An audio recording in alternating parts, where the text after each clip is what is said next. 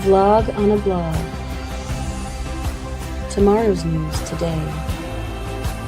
Get to the truth.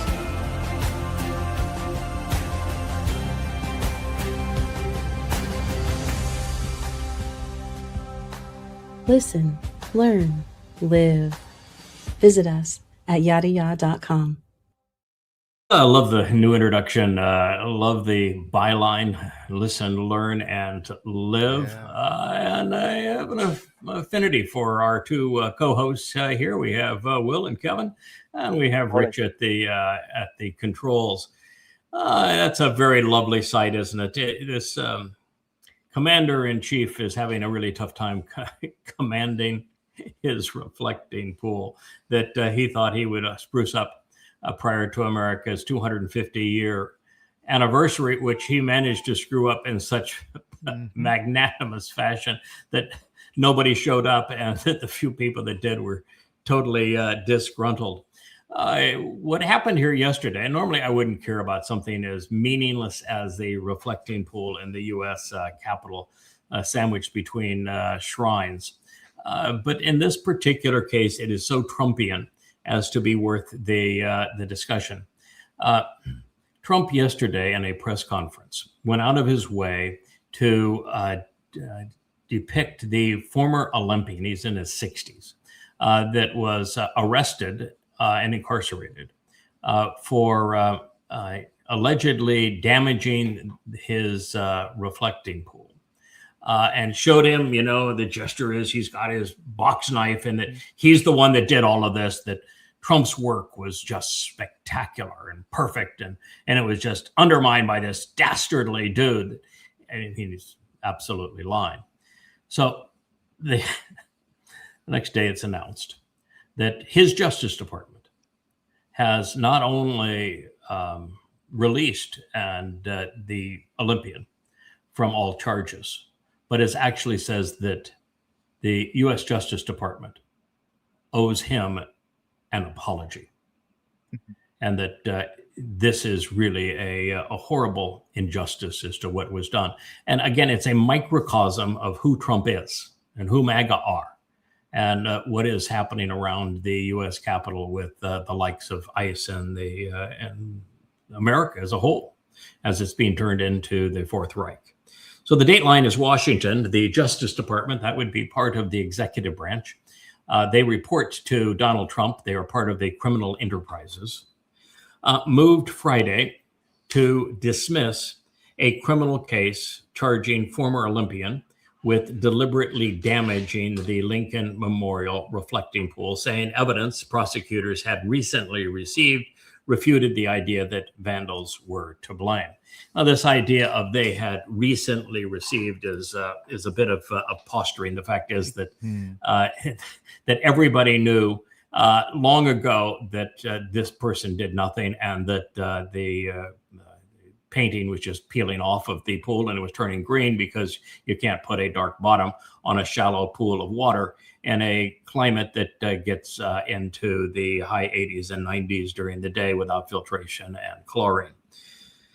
So government lawyers said in a 20-page court filing, these are now part of Trump's Justice Department, that additional documents provided by the Interior Department since the indictment of David Hearn, he was the former Olympian cyclist in his 60s, 60-year-old boy, a guy against the Lincoln reflecting pool, and he's supposed to be the one who's responsible for it. I mean, the claim was so ludicrous, only MAGAs would believe it anyway.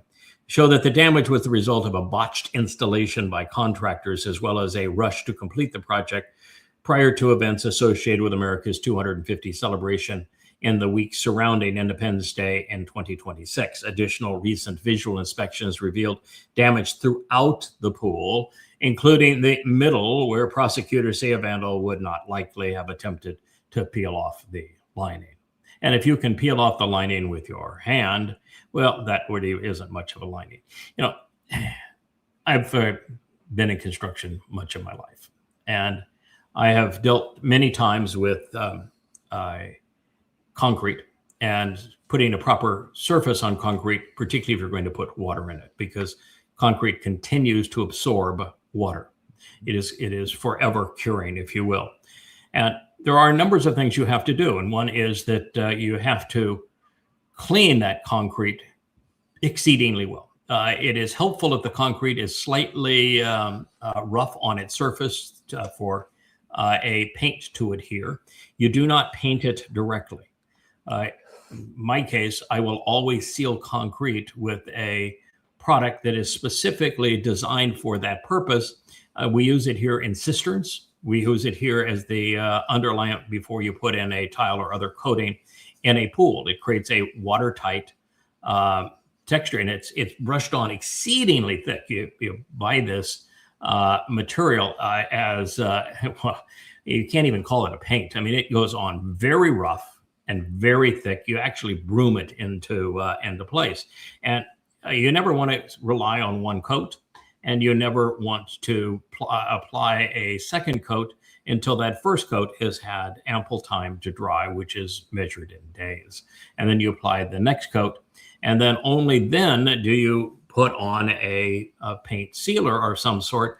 And typically, if it's something that's going to be subject to the conditions of that reflecting pool, I'll put 2 additional coats of another form, a more rubberized kind of sealer, top of the rough cistern sealant paint.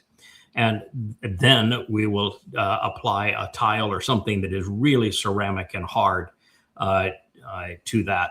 Or if you feel up to it, then you can actually put on a paint. But paints like this, have to be of marine grade. This is really expensive paint when you do it. Of course, Trump knew nothing about any of this. And Trump's a fraud as a developer. And he hired people who had made donations to his administration. He went and told the world that he knew these guys, that they were experts in swimming pools, and he had chosen the color when discussing it with them, and went out and had pictures taken with them. And then when challenged on the botched job that they did, he went and said, I know nothing about them, and I have never met them, and I don't know who they are. Yeah, typical Trump. Yeah. Of course, again, this is a damn reflecting pool. Yeah. No one can care about a reflecting pool, and the man is warring against the nation, other nations, and the currency of that nation, and is destroying the reputation of that nation. But it is a microcosm of the fact that this man knows nothing but lies. Everything in his life is a confabulation. So anyway, go ahead. I was just going to say, what does it say that this guy can't even get the damn reflecting pool done correctly? Biden wouldn't have botched this job. It would have taken forever. They would have used unions or whatever. But this isn't what would have happened. I mean, this was a rush job. Like you said, it's a microcosm of it's Trump. A rush job to reward a campaign donor. Correct. Yes, that was completely out of their league and applying these surfaces. Yeah. And yet you just have to be smart enough to know you don't put dark blue paint on something that is in a climate where the summertime temperatures get into the high 80s and low 90s, because you're going to sponsor an algae bloom, particularly if you don't cure or treat the concrete before you put on those paints, because it gets too warm, and otherwise you have to chlorinate it. And when it's an unfiltered system, an unrecirculating system, chlorinating it is no easy task. Here to minimize the chemicals, we actually use salt water. So we have a chlorinator that we put bags of salt in, actually in the pool itself, and the chlorinator turns that salt into a chlorine that prevents the growth of these microorganisms. But again, you got to know what you're doing, and the system has to be designed for it, and none of that happened. I mean, the guy as a developer is a complete fraud. It goes on to say that given this newly discovered information, it's difficult to attribute to the widespread damage to the reflecting pool to vandalism. Difficult. Which one we use the right term? Impossible, let alone to establish beyond a fact of reasonable doubt.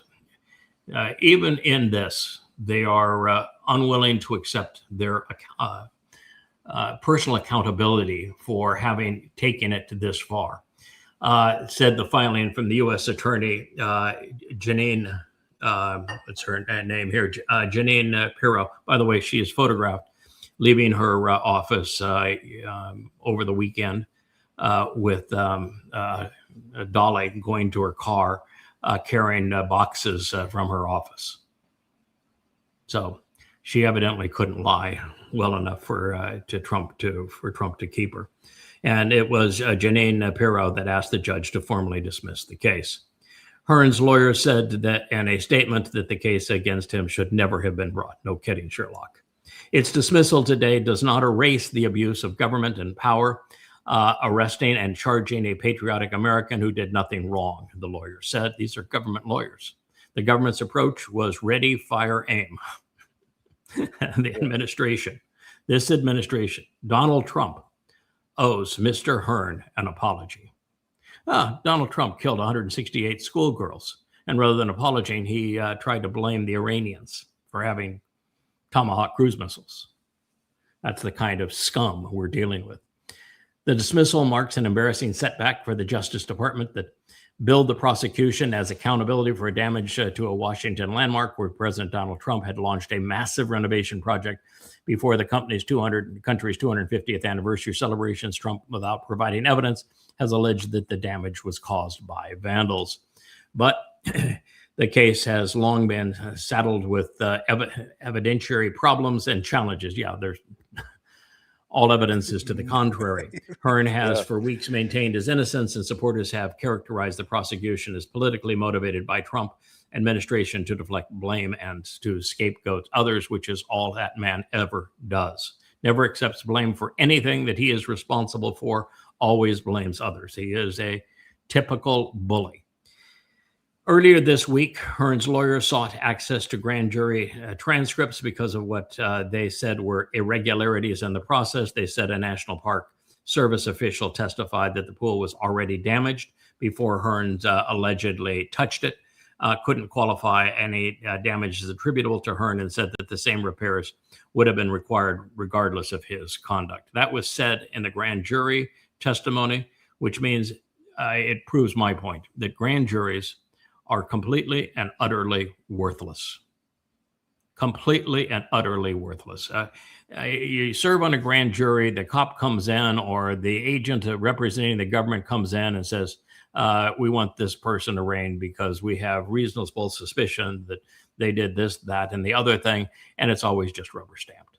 Mm-hmm. It's a meaningless part of an archaic process that doesn't have any value anymore.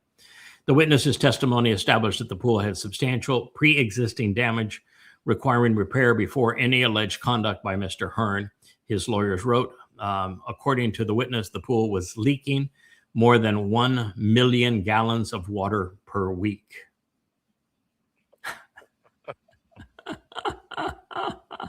Its expansion joints had exceeded their service life, and the liner already contained a rip.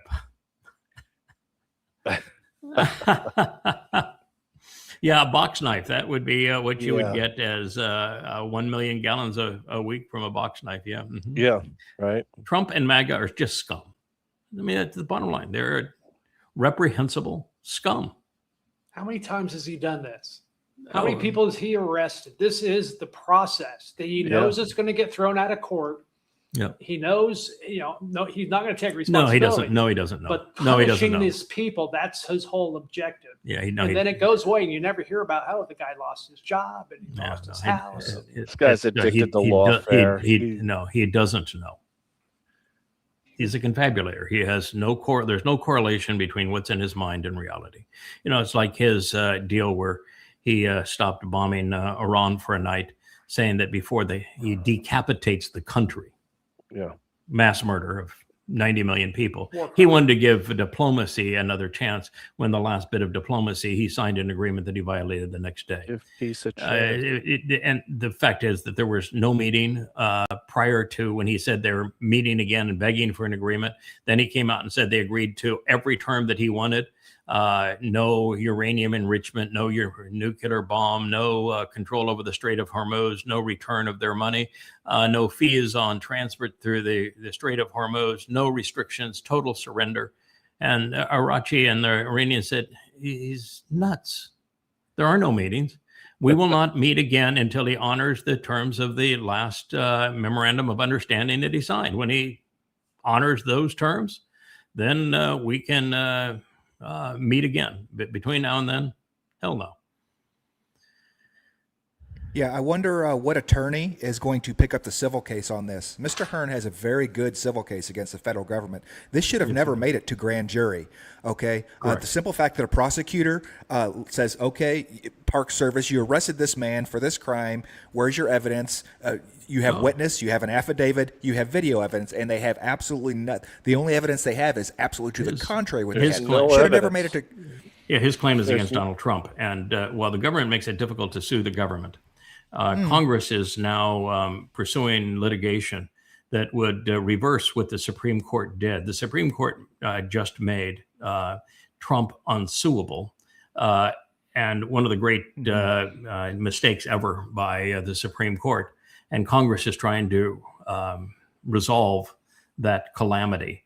And should they do so, then he would have a case against Trump. But the case he would have against Trump would be for minimal amounts of dollars and be minimal in comparison to the things that Trump has done. Like, for example, the case that now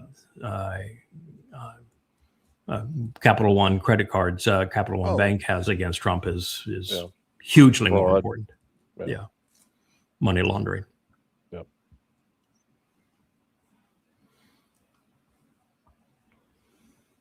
All right, what we're going to do here, this is a clever little play. What it basically says is that Donald Trump, and all evidence confirms this, has been a piece of shit his entire life, that he was a failure in school, that he was always a brat, that he was always an egomaniac and a narcissist, that nothing has changed. He's always treated other people poorly. He's just a two-bit bully in a sandbox, and the lies that he had to pursue to get his deferments for Vietnam with the alleged bone spurs, it just show him to be the kind of idiot he has always been, the kind of guy that admits that he sponsored beauty contests of teenage girls because he wanted to walk into their dressing rooms with them naked and harass them. That's assault. And the one that was not only the best friend of Jeffrey Epstein, but Epstein says the most evil man I have ever known. There is no bone in that man's body that isn't crooked. And so he didn't just show up one day this way.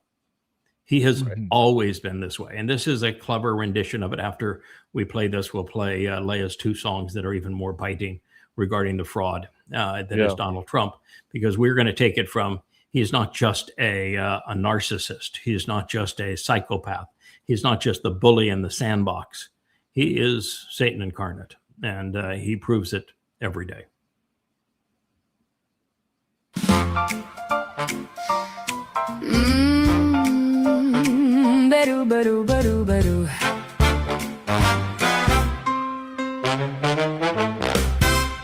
If a parent asks their kid, did you eat the missing pie? And he points at 7 other kids and insists they told a lie. Wouldn't there be consequences? Wouldn't there be some tears? Isn't that the sort of thing he'll outgrow in some years? If a teacher asks a student why they didn't do the work, and he stomps around the classroom and he's acting like a jerk, wouldn't he get detention? Won't he get sent home? How come now that he's older, his tantrums have only grown? So why, my friends, are we here now with a toddler for a leader? How come everyone lets him slide just like his bottom feeders? And why is any of this behavior a thing to emulate? How come he's not held accountable? Why does everybody hesitate? Your hero is a man, baby, a man, baby, a little man, baby. Perhaps that was your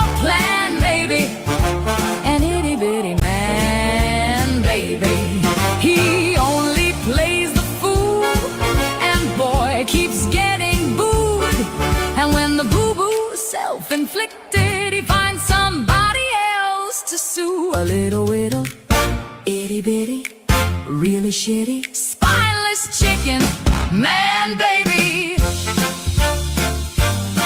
If a kid cuts in the lunch line and says he got there first, and when anybody calls him out, he shows them he's the worst. Shouldn't somebody stop him? Won't somebody care? How come he takes and takes and takes while it's pretended to be fair? If a coach puts you in the big game and you strike out every time, do you blame the bat, the ball, the field, or just the umpire's crime? Wouldn't folks start laughing? Wouldn't they protest? How are you supposed to learn a damn thing if you're always told you're the best? Your hero is a man, baby, a man, baby, a little man, baby. Perhaps that was your plan, maybe. An itty bitty man, baby. He only plays the fool, and boy keeps getting booed. And when the boo-boo self-inflicted, he finds somebody else to sue. A little whittle, itty bitty, really shitty, spineless chicken, man baby.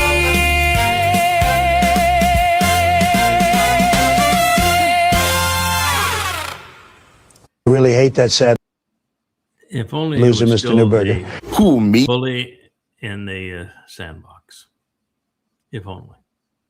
Yeah. But now he is Satan unleashed in the world. Literally, Satan. He is the one that the prophet spoke of as the incarnation of Satan. That's far worse than a baby. Yeah. It's a man who is equal parts demon and person. He is already worse than Hitler. He is worse than Stalin. He is worse than Mao. He will be the most vile man who has ever lived by the time it's over 7 years from now. So I want to play. Guys, feel free to comment on this before we do so. But my wife, as you know, has written 3 songs pursuant to this POS, confirming that he is Satan, that he is literally demonic, and he has proved that conclusion every day. So we'll play both of them. You have a comment before we go? No, I just know that these are going to be, I was saying to Kevin before the show that layers are just so superior, and they also capture where he's at now. I get it. This is creative and it's interesting, and he probably was a jerk like that as a kid, but it really doesn't capture, they're painting him as a obstinate brat when he's, he's possessed. Yeah, He's out of his goddamn mind. I mean, you know. And he is using the U.S. military to go and decapitate countries and destroy. Yeah, that's the not entire bratty world. behavior. Yeah. No. Yeah, he's Adolf Hitler with his own personal army and ICE as the brown shirts, reestablishing the Fourth Reich. This is a really, really serious problem, and I think Leah, although her songs are even more humorous, they're far more effective and biting. So let's play them. Yeah, and accurate.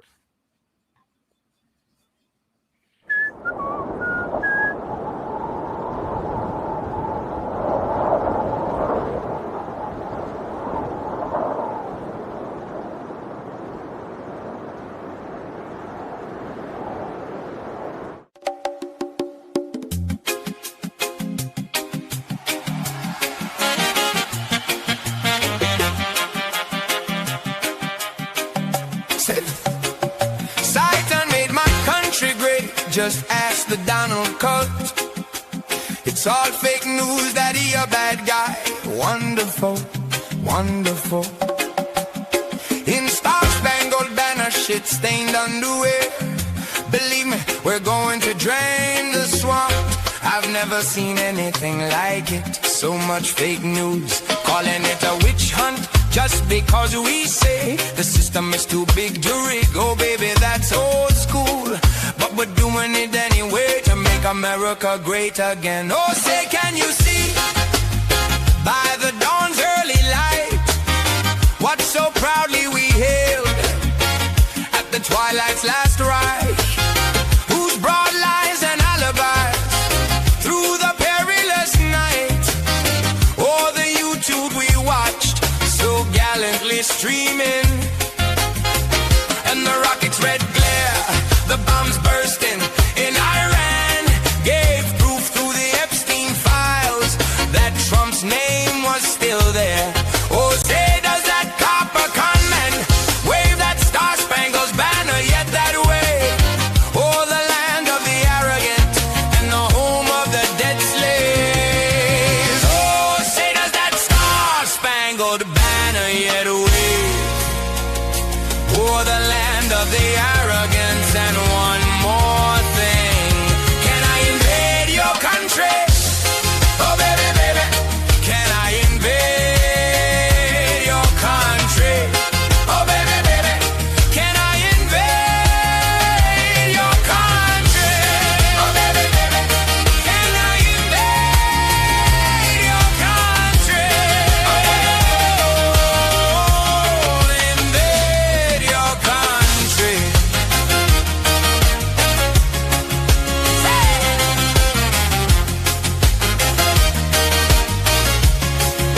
Oh, say, can you see by the dawn's early light what so proudly we hailed Satan at last Reich, whose broad sex trafficking ring went on through the decades? Oh, the Truth Social we watched, so doom scrolling our doom, and the corruption, the theft, the murders and lies, the alibis gave proof through the evidence that Trump's name is still there, allegedly and unredacted. It's all predicted. Predators, grifters, unfuckables, and the cosplay president. I am predicated on who's your daddy. Oh, say, does that copper conman wave that star-spangled banner yet? Or the land of the deceived and the home of the lame? Oh, say, does that star-spangled banner yet wave? Oh, the land of the free. And one more thing, can I invade your country? Oh, baby, baby, can I invade your country? Oh, baby, baby, can I invade your country?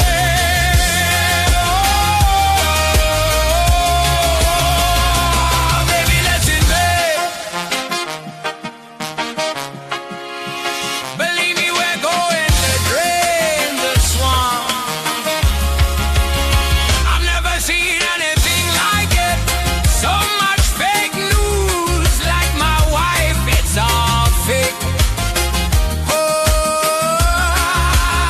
calling it a witch hunt just because we say the system is too big to rig. Oh, baby, that's old school, but we're doing it anyway to make America great again.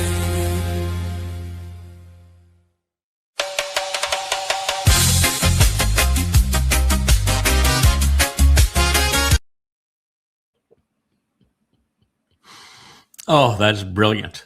The It is lyrics, brilliant. the tune, the graphics, that is absolutely brilliant. You know, if X or Facebook or even YouTube were managed in a way where that which is pertinent, innovative, instructive, useful was promoted, as opposed to that which is hateful and wrong, ignorant, political, and religious. That song and our disclosure, absolute proof in the 825 pages of Time of Trouble, most recent of the many books that are offered free at yadayah.com. In the Yada Yah series, that Donald Trump is the person that the prophets identified as Satan incarnate. Then it would have millions of views. That those 3 sites that we manage, although we have many of them because we are shoring up the risk associated with the thought police that oversee all 3 of them, nothing would have precluded millions of people from becoming aware that Donald Trump is Satan incarnate. Yeah. That he has been outed and identified, that the person that Christians have sought as the Antichrist is now known. And while we made that claim almost 2 years ago now, he has proven it every day, beyond any reasonable doubt. And the prophets left no doubt. So it's just amazing that we, in fact, can be in this position and articulate it as effectively and clearly and prove it as emphatically as we have. And it doesn't get any play because we're not political. We're not religious. We're not anti-Semitic. And we're not at the 3rd grade level of the average users of Facebook, YouTube, and X. Mm. Yeah, you compare and contrast the 2 videos. Man Baby is Dennis the Menace. Okay, cosplay is Linda Blair. I mean, we're talking about an actual, demon possession here. Yes. It's this Man Baby thing. It's cute. It just doesn't go far enough. Right. It's Dennis the Menace. Yeah, it is Dennis the Menace on Maybury Street. Yeah. Yeah, it's clever. I like some of the lyrics, and I have no problem with it. But it is Dennis the Menace on Maybury Street, where Star Spangled Cosplay is brilliant. It's sarcastic. It's relevant. It's accurate, pertinent to our day. And it gets better with time. As Trump gets more evil, it just that song was better than I remembered. I love that song. The last time I heard it, it's getting better. It's aging well. It is aging well, and it will continue to do so. Let's play another one. This is Mr. Babylon. Mr. Babylon is because the intermixing of politics and religion, which is a MAGA tradition, trying to position Trump as if he were a messianic figure, something that Trump likes to position himself as well. In fact, Trump views himself as a god. This integration of religion and politics was born and bred in Babylon. Babel is the term that Yahweh uses for it. It means to intermix and confound. And so he is called Mr. Babylon for that purpose. This is another score written by my wife, Leah. This one produced graphically by John Voight. And it is, I think, brilliant. I think Depot created the graphics for the previous one. And it also shows the breadth of artistry, because this next one is done in a reggae style, a completely different style, but to take a message that should be on everyone's lips, should be top of mind awareness, and to bring it to people in a way that should resonate with them. Let's play Mr. Babylon.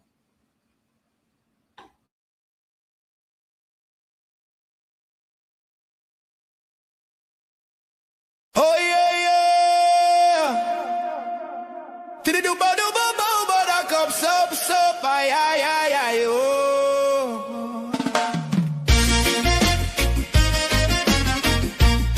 Oh Babylon, yeah. Did it do ba do ba da cup soap ay oh.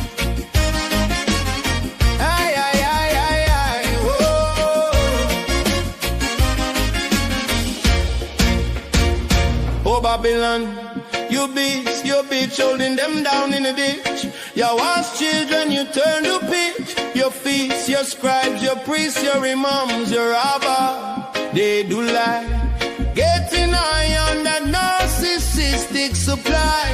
Stop your wars and you cop a con. Come on, well. Babylon cause all the problems. They make the wars, but you don't know how to solve them. Oh no, you don't, no. Liars make all them trouble. Oh, they make the wars make you look. No, but don't know how to solve them. Oh no, yeah. No. Oh yeah, you got your devil to fly overhead and drop your bomb. Tap on the innocent. Well, that stuff he says, oh Babylon, let me tell you, Mr. Babylon, war is not our solution. We want you in this solution. War and strife is not the solution. Never was, never will be. So Mr. Babylon, the copper can't use Babylon cause all them troubles. Oh yeah, how are you told us? Oh yes you did. They make the wars, they make them deals with those that hater. They gonna ravage her, that's cat Babylon. Oh yeah. Oh Babylon, you be doom. Systems make all the problems. Chewing up them innocent to their problems. They got no solution. They bury their minds in some new potion. Them pray to a God that cannot save them, all going down to the grave. Oh no. Let me tell you, war is not our solution. Religion is not our solution. War, religion and strife is not the solution. Never was, never will be. So global sheriff mashing down the earth with your iron fist, you the clown. Global sheriff messing round, killing his own, taking bribes, grabbing kitty and coming with a fool's philosophy. You think that war gonna bring you peace prize? Why don't you just steal one? Let me tell you now, oh Mr. Babylon, blood dripping down your hair now, blood dripping down your collar now, blood running down your hands, blood running down your streets. Babylon cause all them troubles. Oh yeah, how are you told us? Oh yes you did. They make the wars, they make them deals with those that hate her. They're gonna ravage her, that's cat Babylon. Oh yeah. Oh Babylon, you be doom. Babylon a cause all the problems. They make them wars fly those drones. Babylon a cause all the problems, but them don't know how to solve them. Oh yeah. Babylon make all them troubles, suffering the unthinking masses. To their problems they got no solution. No. Oh yeah, Babylon a cause all the problems. Yeah. Stop the children are making more wars. Hey warmonger, stop your war. You gonna kill us all. Oh yeah. Oh no.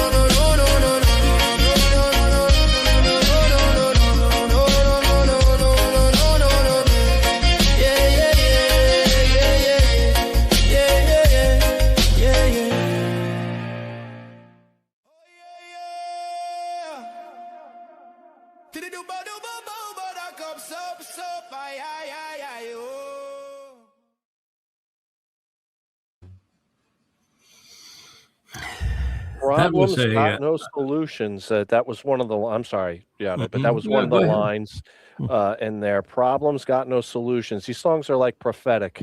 Think about the Strait of Hormuz and all the problems and all the things Trump has gotten us involved in. They just don't have solutions. He's just gotten us involved in things that we can't untangle.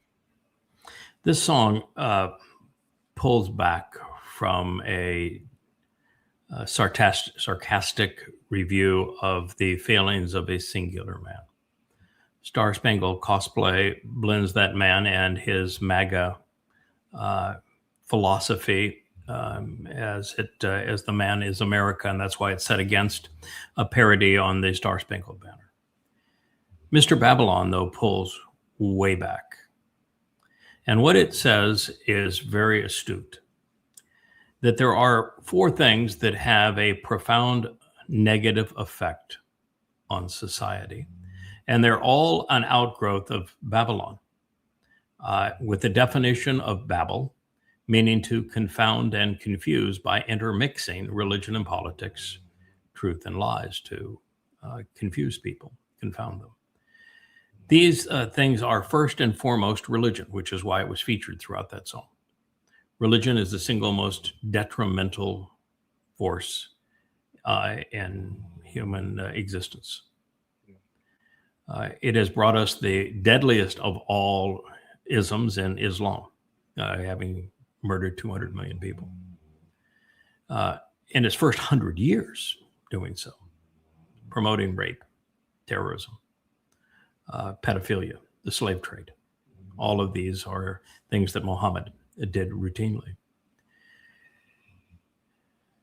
Religion is what created the myth that God is a man and that men killed God, and that the most popular religion should blame the Jews for killing their God, which of course is ludicrous, but it is used to create anti-Semitism, and it's what led to the Holocaust. Religion is a horrible thing, and it's all based on lies. The second is politics. And politics, for most of humans' history, has been inseparable from religion. It is the priests ordaining the king and saying that he was the authorized leader from God, and then the king returning the honor by telling the world that the religion of the priest is the only authorized religion and you have to submit to them.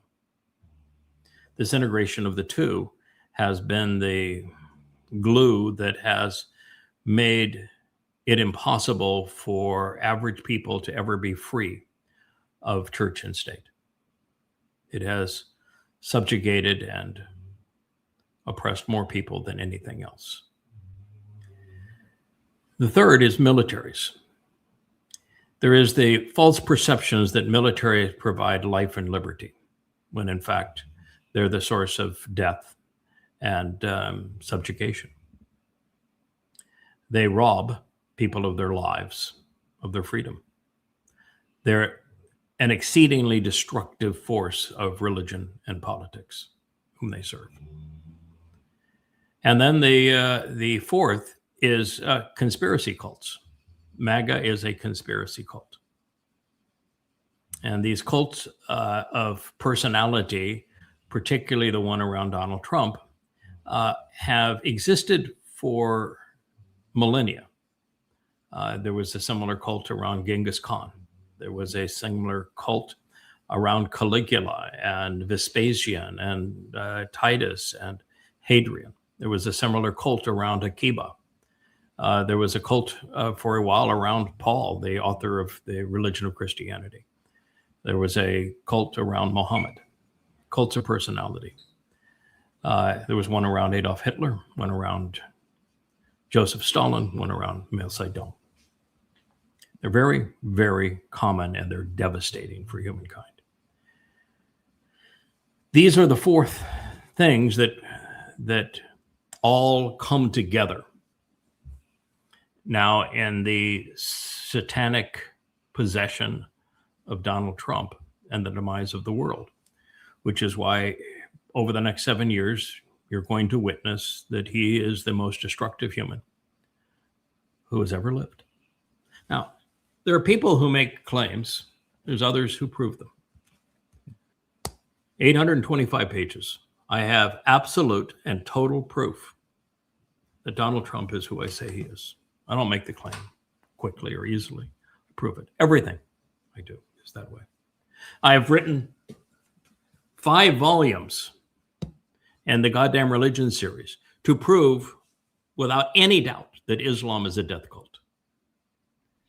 4,200 pages of evidence from the Quran and Hadith, chronologically arranged, meticulously documented, that leave no doubt that Islam is the most destructive force on the earth today. I did the same thing with Christianity. I proved that Paul lied, that he created the myth of Jesus Christ, and it is nothing but a counterfeit of the actual Messiah and chosen one and king. 5 volumes of this as well.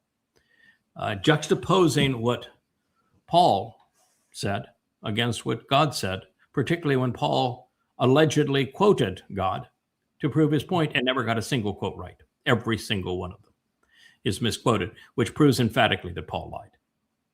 There was no Jesus Christ. The whole thing is a lie. And that lie is devastating to the world today, precluding people from knowing the truth. No one has ever done these things. We have. And it should garner more attention than anything in human history. And yet it doesn't because, A, people don't like to read anymore. People don't think anymore. People aren't moral anymore. They have forfeited their nesama, their conscience. People are too easily swayed by conspiracy cults, religion, politics, anti-Semitism. Evidence and reason don't resonate with them anymore. Right. So you're hearing it proven in your witness. What are you going to do about it? Yeah, I'm going to quote the last line of the song, paraphrase it a little bit, because it's important to, from man baby to Mr. Babylon. Mr. Warmonger, Mr. Whoremonger, you're going to kill us all. Let me rephrase that to the folks listening and say, no, Mr. Warmonger, Mr. Whoremonger, he's going to kill you all. I'm going to be fine. It's right. You all that don't Yada Yah that are going to have an issue. This Hasatan is going to kill you all. No doubt about it. Yeah, I did more than just prove that Christianity is a lie from beginning to end. Mm-hmm. And by the way, you don't think I'm telling the truth here. You just go to yadayah.com. You don't even have to read the books. They'll read themselves to you. They'll even turn the pages for you. Go to yadayah.com. They're free. Read Christianity if you think that I'm not telling you the truth, because I killed Jesus 1,000 ways from Sunday. Go and read Goddamn Religion, which is the most devastating book ever written against Islam. And it cites only Islamic sources and only the oldest Islamic sources, and it's totally irrefutable because of the documentation that it provides.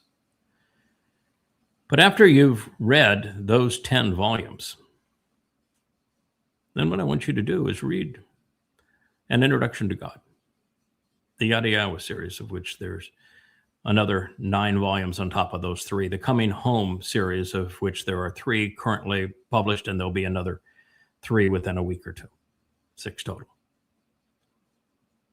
I want you to read the Observation series, which is 5 volumes.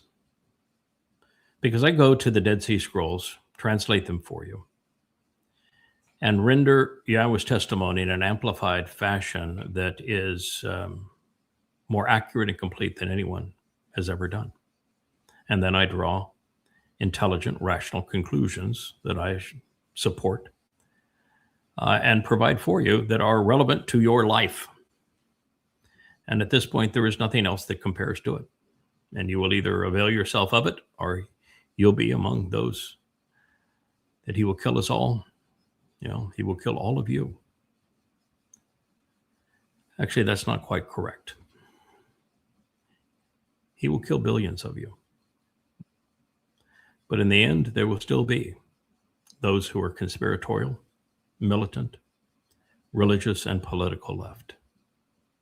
And God has a plan to eliminate all of those. I know how he's going to execute his plan. I'm involved in the execution of his plan. And we, with light energy, will wipe out every remaining religious, political, conspiratorial, anti-Semite on the planet before allowing a remnant of Yisrael and a remnant of Goyim back into the garden. That is the future. It is for certain. And it's all going to play out over the next 7 years. So I would suggest you go to yadayah.com and start reading, start listening. It was interesting. I listened to a podcast last night. It came up in my feed on YouTube. And it was Mark interviewing David, 2 Gen Zers. I don't even know if it's posted yet. I haven't seen it on the chat. And it's mostly David talking. He's had a rough life. He hasn't fit in anywhere. He doesn't want to fit in anywhere. He is who he is. He's exceedingly bright, moral, rational. And that's why he hasn't fit in anywhere he has ever been. He doesn't even want to fit in now. Don't blame him. he goes through the process about a third of the way through. He says that I think it was his mother that listened to Shattering Myths back in the day when I had the syndicated radio program. Yeah. And she said, yeah, ought to read the guy's books. He'll appeal to you. You're an atheist. You're driven by evidence and reason. You hate religion. This guy will appeal to you. And he said, oh, sure, I'll go and disprove him, just like I have disproved every other religious lie. And he said, so I started reading. And I used my same technique to disprove everything Craig was saying. Except I couldn't. And he says, even the places where I disagreed with him, he then presented his case and the rationale to support that case. And I said, yeah, it makes a lot more sense than in my view. So he's right on that one.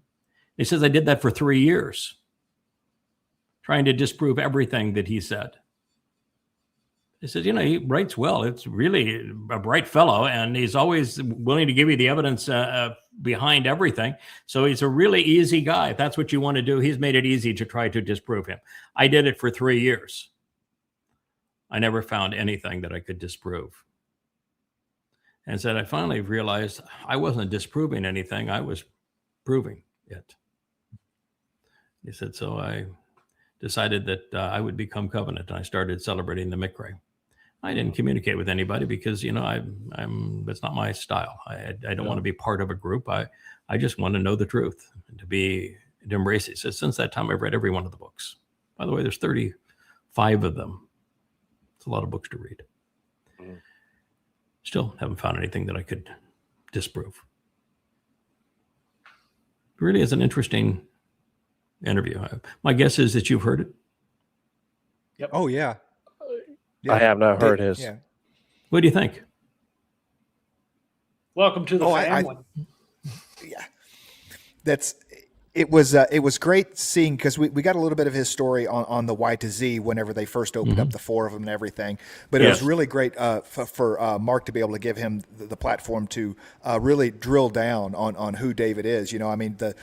Going to college, having a split major philosophy of all things, and using those methods and everything, that he learned in college to, like you said, to dig into the Yada Yah series, and it was great how his mom, I see her like every mom in the background, hoping, but knowing that you can't lead the horse to water, so just, hey, this is it, do your own thing with it, and I saw her interview. It took, so it was a really, really good interview that Mark did with David. Absolutely. Yeah. Pretty outstanding. If you're a person who's just saying, I'm skeptical, I don't know who this guy is, that's a lot of books to read before I invest that kind of time. I want a little insight. He's a very interesting person to it, because he's the furthest from a joiner. He doesn't even like to communicate as part of the group. It may have been finally me figuring out the ultimate test that Yahweh has when we look at what was going on in the garden and why Adam didn't pass muster, and who Adam would become later in life, and how God would solve the problems of Eden, and that it requires us to engage. And there's no free ride. You have to engage. You have to demonstrate that you're worthy of Yahweh trusting you to empower you beyond 3 dimensions into 7 dimensions, where you could literally think the universe out of existence if you were a malcontent. And I think part of it was, this is not something you can just keep to yourself. You have to engage. Then maybe that's what caused him to respond. And maybe it was the fact that there were people like John and Mark who were younger, and they reached out to him and said, join us.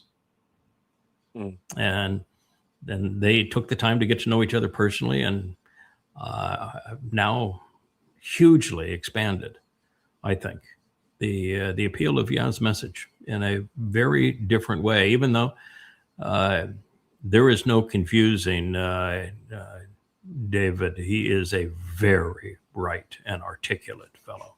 Also a really talented musician. Yeah. I like him. I like him, and I like Mark because Mark's so damn real. He is.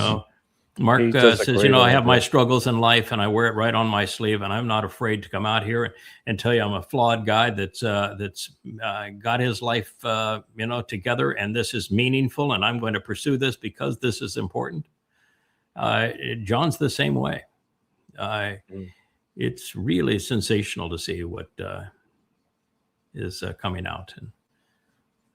And of course, as I said before the program, Will, you're the only guy that's out producing me now in terms of the number of shows. So we're going to have a special page just for we're on quite a roll here for you and Roger Bankston's up there, giving you a run, but his are usually 5 to 10 minutes, and yours are longer. But you guys are good at it. Yeah. Thank you.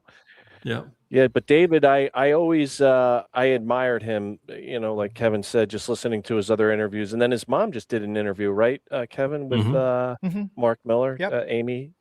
And I can really relate to him because I remember, Yada, when you kind of first put out the clarion call that we're going to start doing social media, I was just so happy with my Psalms and listening to the Shabbat show and reading the books. And I didn't want to join a group. And I knew this was going to be a different group. I knew this was God's family, but I could have written a book on your whole philosophy on men and numbers are terrible. Groups are terrible. Correct. I wouldn't join companies. I wouldn't join companies that had unions. And this is way before God, or I just couldn't stand it. So I was like, oh, come on. We're forming a group. This is like the last thing on planet Earth. Right. I agree with you. So, it's when, after we've been together 23 years, and he says, I want you to start completely anew and social media, and this is what I want you to do. I want you to start talking directly to my people and look them in the eye and tell them what you know. And you want me to do what? Yeah. I mean, I've been allergic to social media all my life. I had never posted so much as one word on social media ever. Right. Mm-hmm. And God tells this is what I want you to do, and you say, right, I didn't get to this point by telling God no, and so I'm sure there's a reason for it, but. Good grief. And, you get involved in social media and it is really disgusting. I mean, it is a swamp out there. Yeah. And you say, why, can you run me by one more time? Yeah, why are we doing this? Why do we have to do this? Exactly. Yeah. Why are we doing this? I think the timing is right for I mean, of course it's right with Yahweh, but this is just boot camp. First of all, it's taking these people because we're not naturally going to group together. And first of all, we have to get to know each other. We have to build trust with each other. We have to learn what each other's skill sets are. And with Yahweh. And we have to, and with Yahweh. And how are we going to be able to work together to, in effect, and if you drop us all in on the 8 or whatever in 2030 on the Temple Mount and say, oh, hey, Craig, I'm Kevin. Nice to meet you. You know what I'm saying? It's like, you've lost that time. You've lost that bonding. You've lost that ability to work as a team. Right. And that's why I think it's important to get the people who have begun to show up behind the scenes or have been there all along behind the scenes. JK lives now in Alaska. Mm-hmm. I've asked you to make contact with him. He's trying to get his internet straightened out. But we need to have the likes of JK so that other members of the covenant family know who he is. Know where he's been, know how long we've been together. It's important. It's important to do things like Depot, where Depot has made such a tremendous contribution and has been part of the covenant family for almost 20 years, beginning in Africa. We need to know just how this resonates with people and how deeply it is, and how, even though we are part of the same family, we don't, none of us have an affinity to congregate. We're just not congregators. We're like Yahweh, and Yahweh, it does not like humans when humans are many. He likes, there are certain humans he likes independently, but nonetheless, we have to function as a covenant family. And to impress Yahweh enough that he is willing to trust us and to prove to one another that we can be trusted together, because there's not only the most difficult 7 years in human history awaits us, But then there's 1,000 years where God's going to give us the opportunity to redo the effects of the garden and deliver a better result. And it's our job. Yeah, the vastness of the universe is very, very appealing. Let me just say that. It is. It is. There's not going to be a lot of souls, and you know, it's the way it's going to be is you're probably going to have a few 100 billion galaxies per soul. So if you want to. Even the 1,000 years with a diminished population on the planet is appealing, but the vastness that's also appealing. Yeah, there's much be, more. Very few people, and the whole planet's going to be restored to the conditions of Eden. That has tremendous appeal too. You know, it's impossible once you really understand what humans have done to one another to disagree with God's point of view that one person has the potential for good or bad and are typically bad. Many people are always bad, no matter if it's religion, nation, conspiracy, politics, no matter what it is. When people like, you know, Dennis the Menace here, he was bad individually, but when he became the nominee of a Republican Party and is president of the United States and meets with other world leaders, he's goes from a bad spawn to, you know, demonic. Yeah. They are not sending their best. They are not. All right. What do we have next? This always kills me when guys like, you know, I hate Lawrence O'Donnell, but he's totally right here. But, you know, these days, I don't know if you guys experience this. You have all these idiots over the years. We've come to know them as idiots, but they're right about Trump. Sometimes it's a little bit hard to admit that, but they are 100% correct when they talk about Trump. Trump became Lawrence O'Donnell's a person that I would have had poo-fooed in my previous days prior to Trump becoming president and the rise of Satan, because he represented the Marxist ideology of Democrats. And Marxist ideology is devastating. It's the most devastating ideology probably in the history of the world, because it has outpaced Islam now in terms of death count, with Marxists being responsible for 200 million deaths in the last 100 years. And it's devastating in terms of freedom and prosperity and productivity and everything else. So I'm opposed to the leftist ideology of such an individual, if that's what you were speaking of.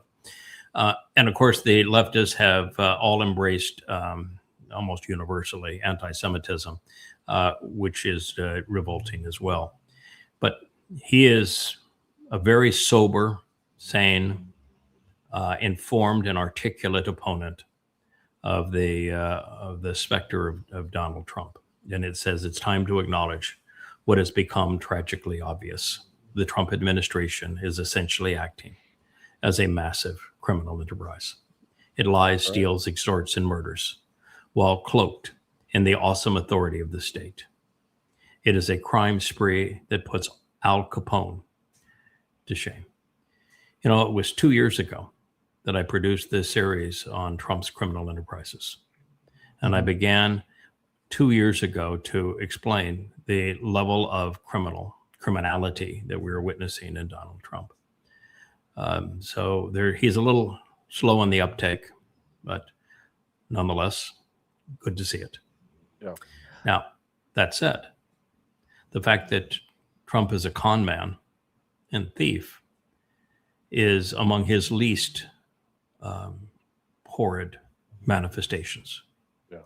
He is the great deceiver, destroyer, and killer of humanity. It's the other aspects of Donald Trump that will be far more damaging to the human race than will be his criminality. Yeah, I'm not going to defend Trump on this. I'm just going to go a little bit further here and say Lawrence O'Donnell didn't go far enough.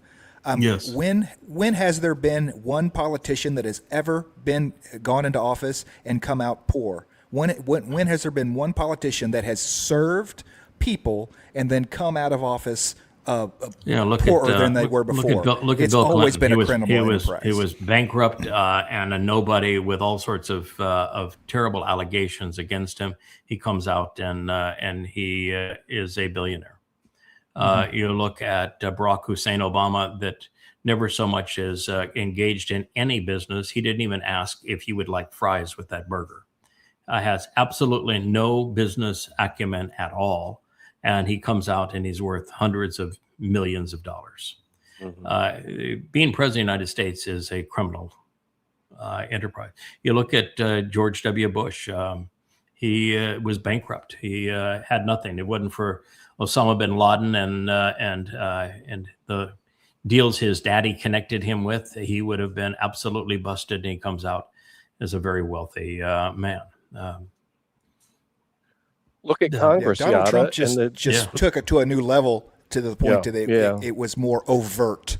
Yes, it's more overt. It's far worse with Donald Trump than it is with the others. They were more clever. It's George W. Bush's deal with Saudi Arabia is, I will redact your complicity in 9/11, but what I want from you is a speaking fee. You agree to pay me $20 million and I'll come and deliver a speech for $20 million. So it's not officially registered as a bribe. Right. But that's all it was. Hopefully we get to the religious grifter in chief here. Her post on her, $100,000 isn't enough because the treasure lines up in heaven, So hopefully we get to that. So post yeah, soon. here we are. This is a really sad situation, but there appears to be only one justification or motivation for Donald Trump. I'm going to decapitate them and destroy Iran. I'm the peacemaker and I'm negotiating with Iran. The Straits is closed. The Straits is open. We're blockading the Straits.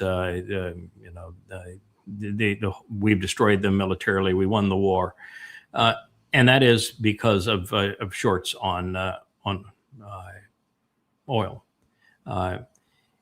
It is apparent that there's a huge insider trading ring that is tied to Trump's pronouncements in advance of Trump's pronouncements that are shorting bent crude, keeping it artificially low, and that they resolve their short positions when Trump makes an announcement that he has a deal to end the war and the Straits are back open, and then they go through the process over and over and over again, and that's the levers: buy oil, sell oil, resume war, pause war. And Trump is now even saying that he will sell $100,000 access to his tweets before they're delivered, which is insider trading. It's a crime. Everything's a crime. A bunch of grifters. Unbelievable. And people die. Do you think that for years now I've understood that what happens on the stock exchange floor is a show, right? The guys with the papers and the throwing and the bell ringing and the whole 9 yards. It's a show. Okay. All the trading, the real trading takes place online now, right? Everything is about milliseconds. No. It's true with NASDAQ. NASDAQ. The NASDAQ, it's all online. But no, there's antiquated processes with the New York Stock Exchange. The old exchanges are as antiquated as they ever were. Like you said, the NASDAQ, that's where you get the high frequency traders come in and they can move markets by buying the dip and doing all these things. Yes. But they're actually behind these exchanges technologically. Particularly the New York Stock Exchanges. The NASDAQ is an all automated process. And what NASDAQ does, because it's an all automated process, the faster the computers, the faster the connectivity that people have, the more they can make money by maneuvering their assets and the speed to which they hedge and maneuver. In other words, the stock exchange is no longer a way of investing in companies and that can build the country. It's a way of playing with money. It's a way of making and losing money by gambling. It's like going to Las Vegas and playing with money. So it's really a bad system, and the system actually precludes research, because if you have done your homework, then you can be accused of insider trading and making money based upon knowledge that the average person doesn't have, which just means that they want you to play stupid and just be part of the gambling game. And stocks trade for based on perceptions, not on reality. One of the great examples is today is the first earnings report of one Elon Musk on SpaceX. I told everyone, that SpaceX was nothing but hype. They had nothing to sell. Starlink only showed modest profits because of the amortization of satellites over 20 years that only have a 3 to 4 year functional life. That SpaceX itself has nowhere to go, and that the Grok AI that was incorporated into it is not among the leaders in AI, and there's really no function of AI, because if AI succeeds, it puts people out of work, and if people are out of work, then there is no economy, and there is nobody to actually put AI to work if there's no one to buy the product, because there's no one working. And so it was a cobbled together mess of insanity. And then today, but nonetheless, Trump violated SEC rules, and he hyped the stock and talked about going to Mars, which will never happen. Talked about colonies on the moon, which also not going to happen. And of the future of AI, as he says, everybody's going to be rich and no one's going to work, which is also not going to happen. So he essentially lied and violated SEC rules, which, if he were not bribing Donald Trump, he would be prosecuted for and incarcerated. Then you realize that Tesla's done. I mean, Tesla rose because it was protected and financed by the U.S. government that gave a $7,500 coupon to anybody as a tax credit for anybody that bought a Tesla vehicle, while putting 100% tariff on any competitor to Tesla. So it created a con for him, and he almost bankrupted it nevertheless. And so when he destroyed his reputation and stopped working at Tesla to go off and do other things, his cyber truck tanked so that they can't give it away. The Model S has been discontinued, and it was the one that he built the company on. And he has disbanded several of his factories, all to go in on a Optimus robot, where he has no technological advantage. He is way behind the curve in terms of the development of these systems. He's going to power it by a chip that he hasn't even made a prototype of, and no one has ever been able to mass produce the level of chip that is necessary to drive it in the United States. We don't have the culture to manufacture them. He's built massive factories to manufacture a chip that he hasn't even made a test example of yet, and massive factories to manufacture Optimus, a robot that has no purpose. That thus far, there is nothing that a humanoid robot can do that would have any value to people, and the actuators and rare earths and all the kinds of things that it needs, there is no supply chain to support it. I mean, he's just gone wacko wild on selling hype. And it's going to all come crushing down. And, at this point, Tesla has lost their margins. They can't support their margins. They've had to thrash their margins. They've lost market share like it's goo going through a drain in China and in Europe. And their sales are declining. Their margins are declining. And yet the company is trading for 300 times earnings, as if people are just lemmings. Yeah. So it's a house of cards for damn sure, and it's amazing that people are still buying into it. But that's probably why he bought X, is that he could have his own hype machine, which is illegal, for his stock. My point earlier was trying to get to the faster the computers, the faster the trades, those sorts of things. And when we start rolling, I'm sure they are, AI into that, where it's always, buy the rumor, sell the news, that this idea that AI is actually making a lot of trading decisions, and as doing so based upon what this idiot is saying on a daily basis. So where a normal person could look and say, look, that information coming from the White House is, I'm a hedge fund manager, I still call a guy at the New York NYSE to make my trades, right? Watches Donald Trump and says, this guy's full of crap, I'm not trading on this information, but AI will, because it's AI is capable programmed to... first of all, AI is completely integrated in the U.S. military now. Mm-hmm. And AI is completely integrated into the banking systems and into utilities, such that it is a complete controlling force. And the stock market is a religious belief system, as is the U.S. currency. The only reason the U.S. currency has any value is because of the faith that is placed in it, because it is actually worth next to, in fact, it's not worth next to nothing. It is actually a liability. And so it is all based upon faith, and AI is going to end up destroying all that. That and Trump and other co-conspirators. Yeah.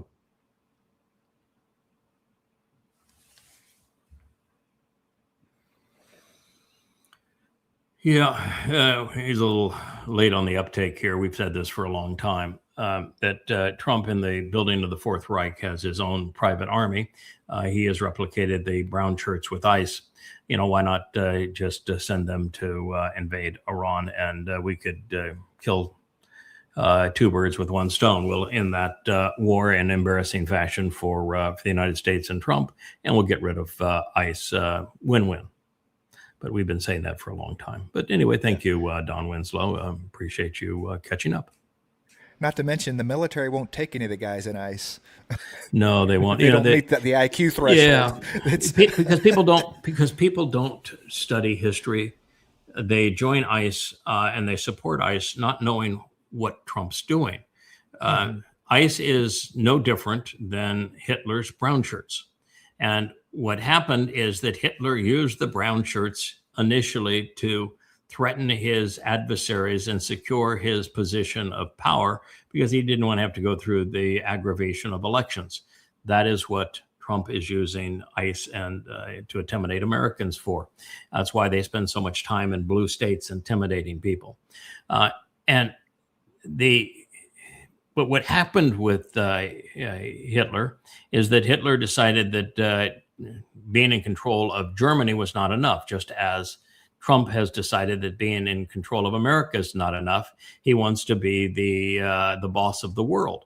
Now, you can't use a domestic army like ICE or the brown shirts to control the world. You need a real army to do that. And it was the German army, particularly the SS, who said, we're not going to go fight your wars externally and leave our backs vulnerable to the likes of these idiots that are part of the brown shirts. So you want to deploy us, they have to go. The same thing is going to happen with the U.S. military and ICE. They're not going to go off and deploy with a private army in America, and their backs are vulnerable. So they will do the same thing. And in history, it's known as the Night of the Long Knives, when the military took out the brown shirts. And it's the same thing's going to happen to ICE. We'll call it frozen alligator Alcatraz. Okay, there you go. When they put all the ICE guys in alligator Alcatraz, they imprison them all and put them in. Frozen Alcatraz. Doesn't have the ring to it, does it? No. Yeah, it does. Well, it's clever. This is the face of evil. Boy, ain't that the truth? Yep. Understated, but true. You're looking at Satan. Oh, what a piece of shit this woman has become. Yeah. Laura Ingraham. I mean, just a complete useless Trump tush talker. That is who she is. She has all the stench of a Trump tush talker. She wants to bellyache that Dems are communists. They're not really communists. They're Marxist. And most would define themselves as socialists. That is stupid. I will agree that being a Marxist is stupid. And most Marxists have been anti-Israel since the Grand Mufti and Hitler forged their alliance that led to the Holocaust. So, I understand Marxism bad, but MAGA's worse. In every way you would look at things, if you were to now be in a position where you were to make the poor decision to vote and to engage in the political process, which God does not want you to do, you can't be covenant and engage in the political process. So you need to step away from it. But if you were to be one who is trying to decide now, which is the lesser of two evils, it's clearly a Marxist America would be less evil than a MAGA America. A MAGA America is going to destroy America before that ever happens, however. Yep. This was interesting. Yeah, Trump's lawyers now. This is a list. Roy isn't it? Cohn, Michael Cohen, Rudy Giuliani, Alina Habba, Boris Epstein, John Eastman. They just go on and on and on. And they're all going to follow suit. Trump is having them do things that are criminal. And Trump will not. He does not exonerate his lawyers. They take the fall and they stay fallen. Look at Michael Cohen. What he endured for Donald Trump, disbarred. And Michael Cohen was his fixer. Yep. So everybody that ever supports Trump is ultimately devoured by Trump. He is the Hannibal Lecter of politics, and he's been a Hannibal Lecter type. Destroying everybody that's been associated with him really his whole life. It's just gotten worse now. I bet old Judge Janine Pirro is hoping she dodged a bullet, huh? Getting out what getting was good. Yeah, I understand why she had to do what she had to do, and Trump's going to hate her for it. Truth does not go very far in that administration. All those years of support with her on Fox will do nothing for her. He will turn on her in 2 seconds. Yes, I think she's already out. Yeah. But shame on her for even going there. Yeah. Yeah. We played this video yesterday. It needs to be underscored. Israel needs to know that it cannot survive the rabbis, that Judaism will destroy what's left of Israel if they're allowed to, that the black suits have become the black plague. The Haredim are the black death of Israel. They are the most vicious of parasites. And this is not a recent thing.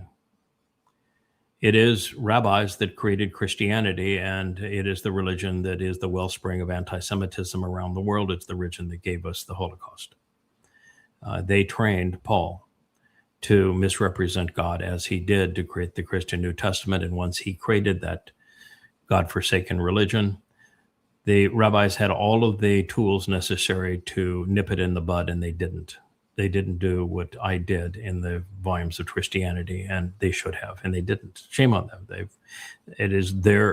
Because they didn't, they subjected Jews to 2,000 years of hell. Yeah. Rabbis created Islam. Without them selling Talmud stories to Muhammad, the Quran doesn't have a religious veneer. It's nothing but a criminal enterprise. The whole religion dies right there in Arabia, and you never hear from it again. And so it is rabbis who made Islam the death cult that it is today. And they need to be held accountable for that. And now it is rabbis who are vocally denying Zionism. And Zionism is Yahweh's word, Zion, T-S-Y-O-W-N, means signs posted along the way. If you're opposed to Zionism, you're opposed to Yahweh, because that is his term, and it is a powerful term that links he and Dod, his firstborn son, our Savior, the Messiah. So for Judaism to be opposed to Zion and Yahweh to be resolute in favor of it means that one of the two is wrong. And if you have a religion where you claim that the Torah is your foundation and he is the author of the Torah is the sponsor of Zion and you're opposed to it, there is no scenario which you can be right. The rabbis are dead wrong and they're destroying Israel. Openly, too. Yeah, here they're calling before the show. They're not doing Netanyahu any favors. They're using the derogatory term of the Muslims, a religion that the rabbis themselves are guilty of creating. That scum that created the Quran and the religion of Islam are using their own misappropriated term. Kafir is from kafar, and kafar are those who are covered as a result of what Dode achieved by fulfilling the Moed Mikre. And so it's a purloined term that was transferred from the Talmud to Muslims, used now against Jews and Goyim the world over. Now the very culprits that created this lie, this deadly lie of Islam in the rabbis, are wielding the term against the IDF and Israeli police that defend the country. They're the scum of scum in Israel. Until you recognize that Judaism is your enemy, you have no hope. You are going to be among those whose demise we will regret, but we can only tell you it's going to happen over the next 7 years. You're going to die as a result of these plagues, the plagues of Islam that the rabbis created, the plague of Christianity that the rabbis created, and the plague of the Haredim, which is their most recent deadly and parasitic creation.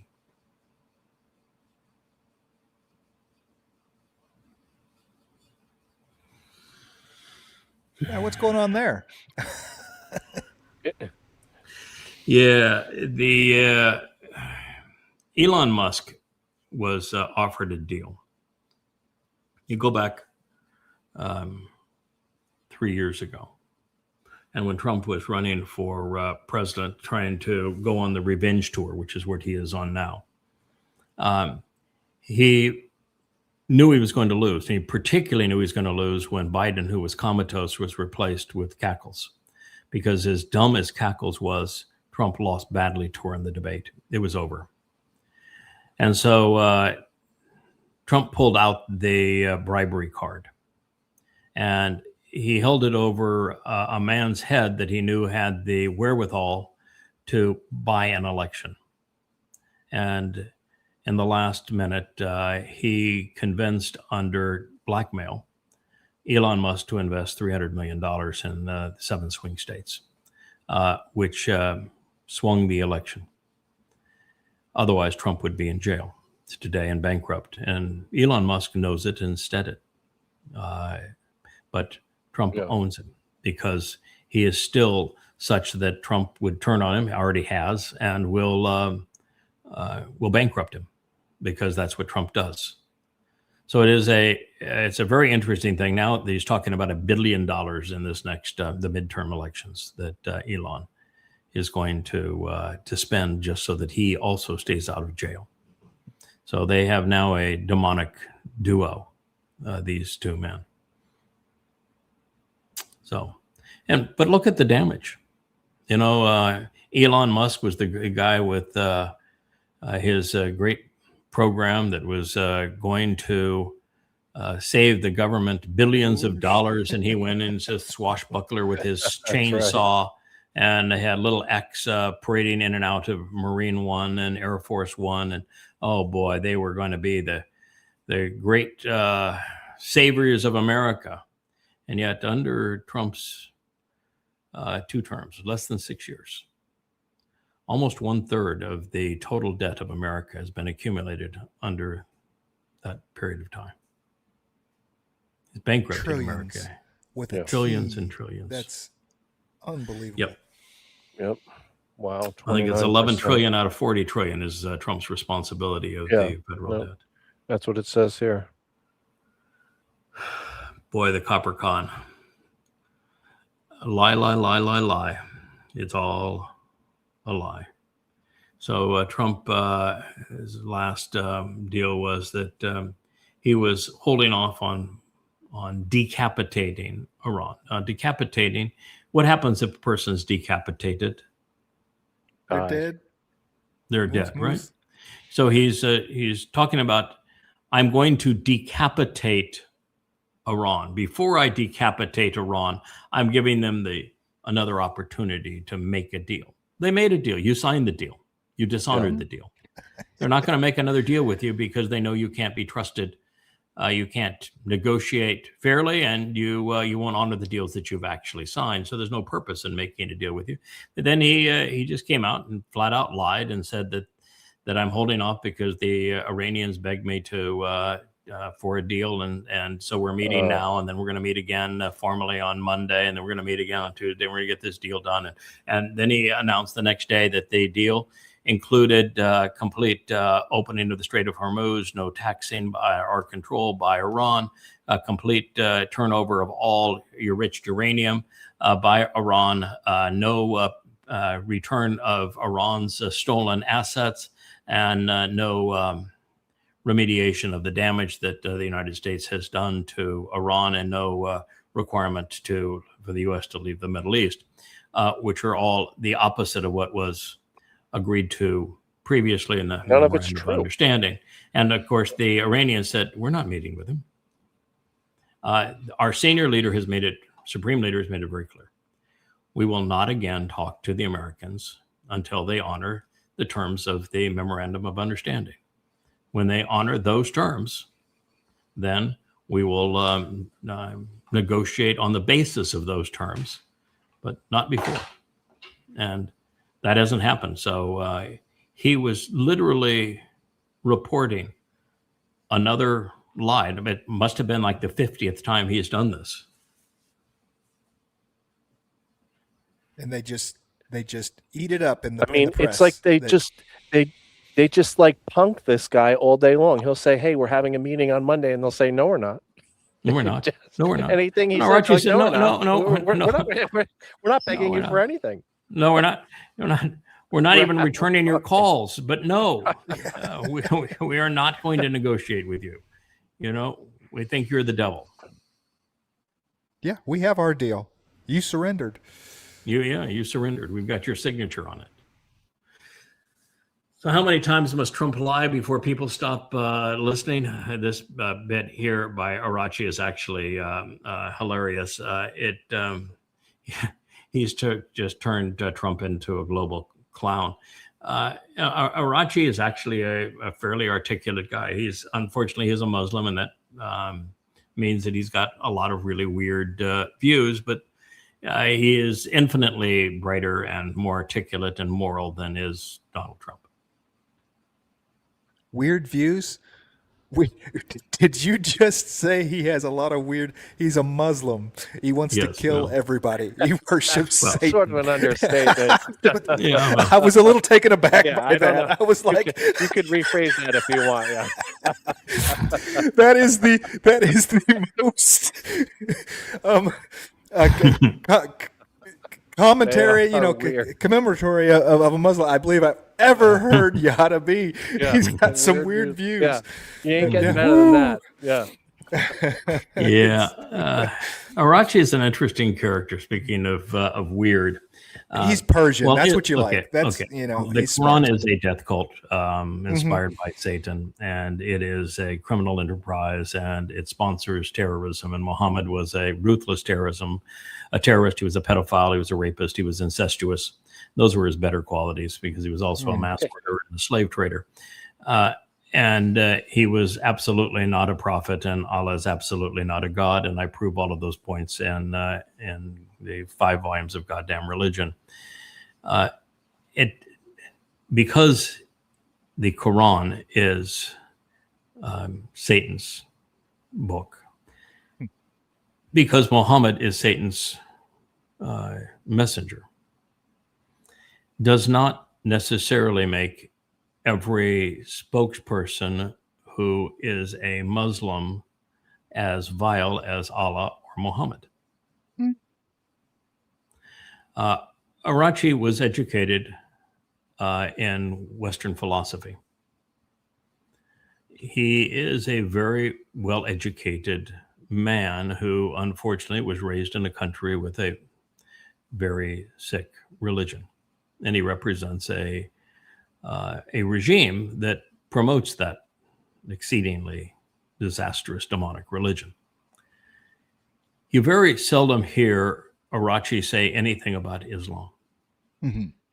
In fact, I can't remember the last time that Araghchi said anything about Islam. No honorable Prophet Muhammad, no Allahu Akbar, no. Yes, I agree. No. And so one of the things that I have striven to avoid is anecdotal evidence. I think it is always wrong to condemn a religion or exonerate it on the actions or words of a person or group of people. I made the decision to excoriate Islam based upon Muhammad and Allah, the very first Muslims, and what the religious texts themselves reveal. I did the same thing with Christianity. And so in the case of Araghchi, since he very seldom mentions Islam and his public statements are rational, well-informed, I'm going to give him the benefit of the doubt with weird as opposed to satanic. Fair so enough. I know it sounds funny coming from me, but I'll stand behind that. Yeah. I'll own it.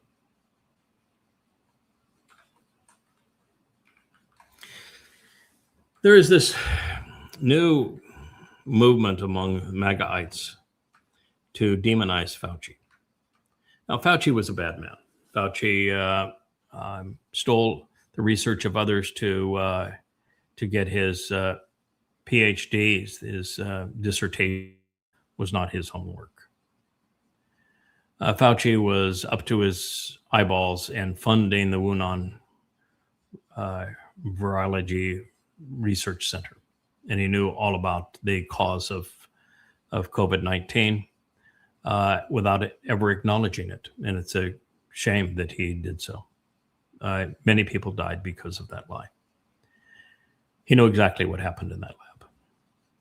He knew the gain of function research that was taking place in that lab. He knew the nature of COVID-19. He knew the Chinese complicity in it. And I said that back in February of 2020, and I proved it back in February of 2020.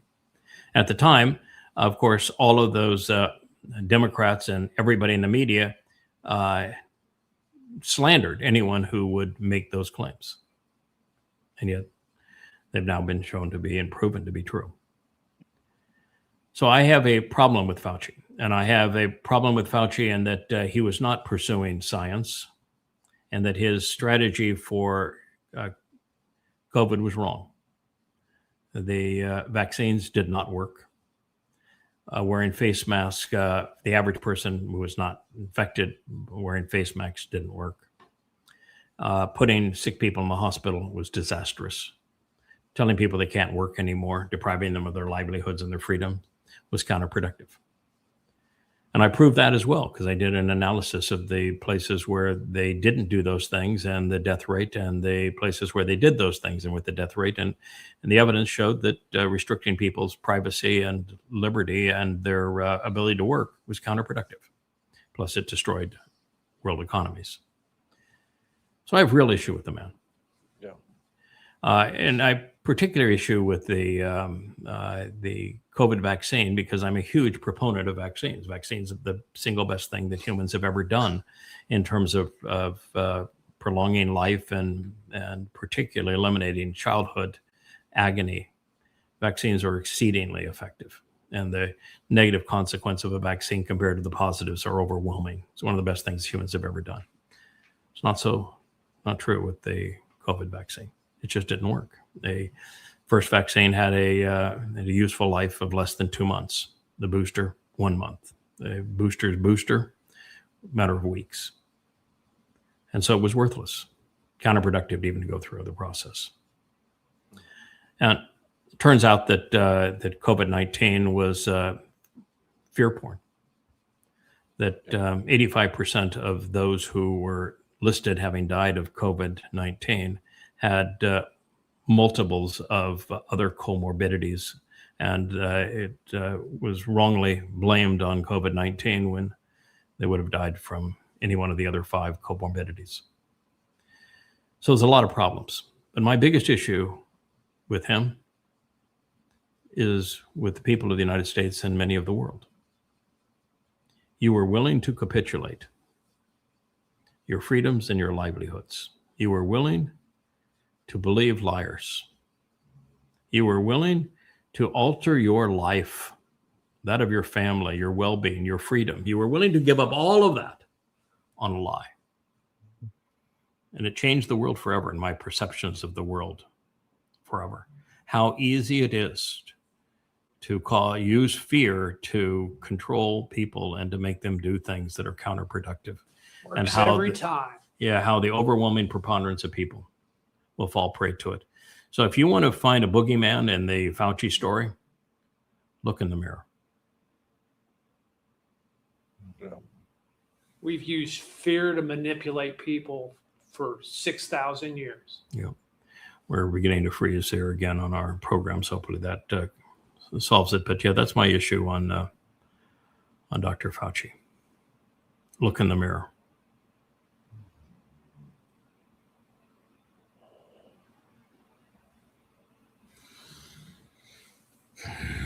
Israel kills children as a hobby. The problem is not Netanyahu, it's Israel, the society as a whole. This is Professor Norman Finkelstein, a Jewish scholar. Self-loathing Jew. Asking Finkelstein's opinion on Israel is like asking Stalin's opinion on Hitler and Nazi Germany. That's all that man has ever done his entire life. He's a self-loathing Jew. He is a Marxist who hates himself and hates his people and hates his country. He is scum of the earth. He's no more a scholar than the man on the moon.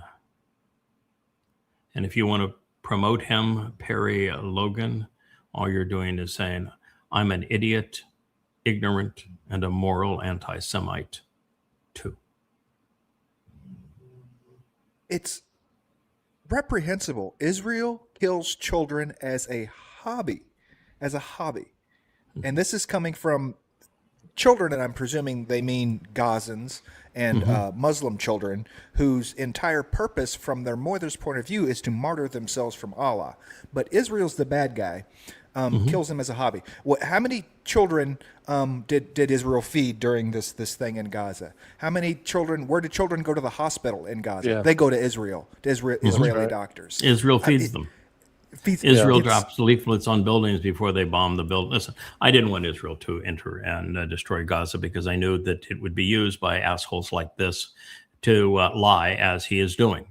And it was easy to see that with young people becoming more Marxist and more willing to ignore history, ignore the fact that Islam for 14 centuries has been genocidal and has imposed apartheid on the world, and that Islam is responsible for the deaths of now 250 million people, and that in Islam, the best of the Muslims torment children through Muhammad's pedophilia.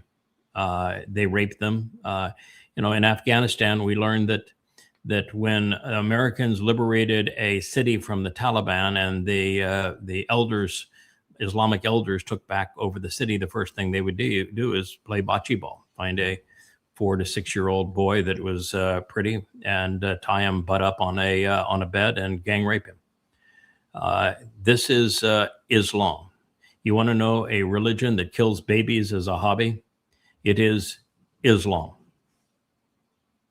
Jews have had to be the victims of Islam for 14 centuries. And unfortunately, there isn't a Jewish scholar on the planet that's willing to tell the truth about Islam.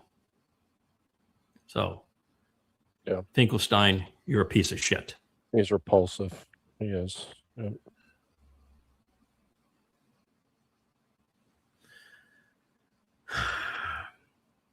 I'll ask you, gentlemen, a question. How did the people in Noah's day respond to the warning of God's coming judgment? What warning? Wasn't the plan. Noah didn't write anything down. Noah didn't go door to door knocking on doors saying, hey, this is the... No, I don't remember an announcement. Bingo. That is true. God's intention wasn't to save the Nephilim. His intention was to wipe them out. God didn't say, boy, I regret having created people that don't listen to me. He didn't say, boy, I regret people who aren't on their knees praying to me. Look at Moshe's even got a Bible in his hand, or Noach's got a Bible in his hand. And rather than lifting up a hammer, he's lifting up a finger and he's preaching to them. God never said once, I want you to go preach to them. I want you to try to save them. No, he was trying to eliminate them. The whole purpose of that Teba, the vessel of insights, and Noach and his 3 sons and their wives, was to save Nesama man. Those with a Nesama, a conscience, had become many, and they had become evil all of the time. And Noach was the person who intervened to say, let's reboot. My sons and I and our wives, we will repopulate this region, and we will eliminate the problem. That was the purpose. The purpose was to kill them, not to save them. It was not the Abraham theory. What if there's just 40 or even 30 or even 15, 10? What if there's just no? It's everything. Everything. Because the answer was there was none. That was the answer. There was none. And today the answer isn't that there's none. There are several hundred that know the truth. But our job is not to preach to anybody. I'm not here to tell you that you need to listen to what we have to say and that you're going the wrong way. I don't really give a rat's ass what you do. My job is to equip the home team so that we're prepared to do the job that God wants, and that I help enable the home team such that they earn Yahweh's trust and the trust of one another, so that we collectively are prepared to do the job that God wants us to do. But that job does not entail preaching to save anyone. Well, we're going to lay out, and we have offered for free, the reasons that religion, Christianity, Islam, Judaism, are rotten to the core. Reason that politics is something that God wants us to avoid, and conspiracy and militarism.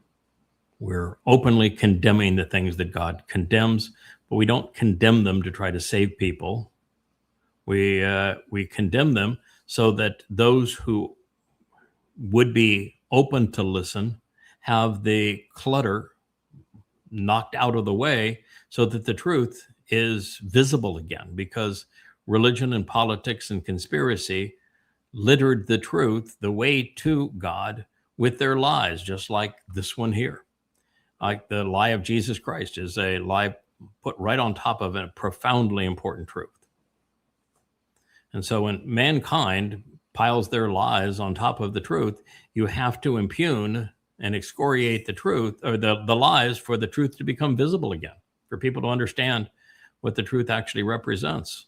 So we'll do it for that purpose, and to restore recognition in Yahweh's name and Dod's reputation. But we don't do it for any other purpose. And even then,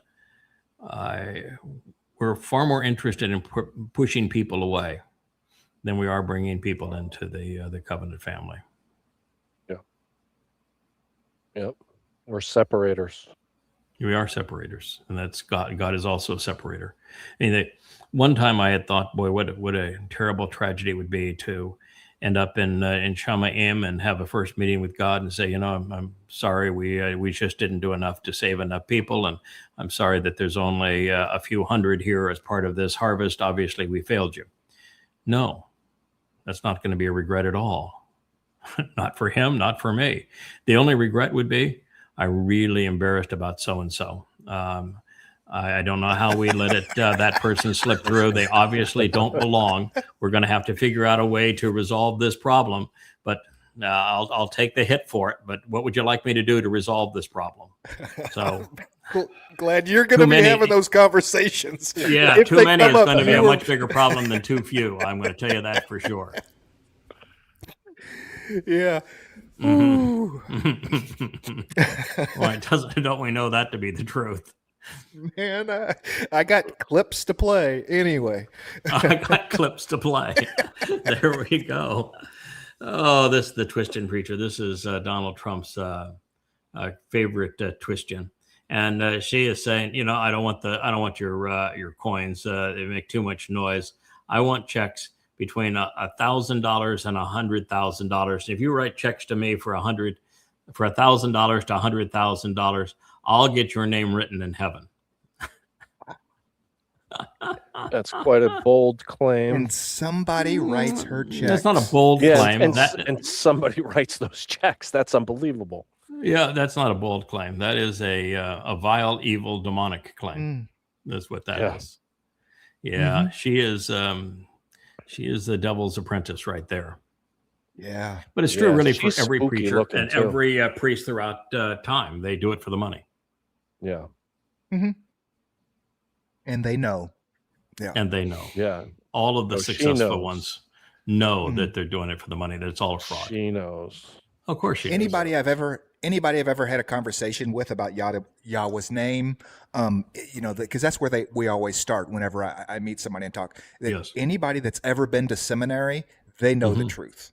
Of course they do. I mean, they absolutely. So, I mean, They don't know every the whole pastor that truth, you see- but they know enough to know that the religion that What they're they doing are is going to lying. make their living promoting is untrue. Yes, they know No. something's dreadfully wrong here, but that's okay. We're going to roll with it. Yeah, when I presented Jerry Falwell, who was the most famous Christian televangelist of all time, with the 20 points of these are the reasons why it's impossible for Christianity to be true. And he was in front of his professors and senior chairs at Liberty University in Hebrew and what they called Old Testament. And I presented it all. And at the end, he said, yep, everything you said is true. There's not a single point that we could refute. We know it is that what you're saying is true, and therefore the religion is false. But if we were to say those things, the people that fill the collection plates and sit in the pews of my church would no longer come. Those who fill the envelopes with checks to support this university would no longer send them. And if you say these things, they will label you a kook. All a fraud.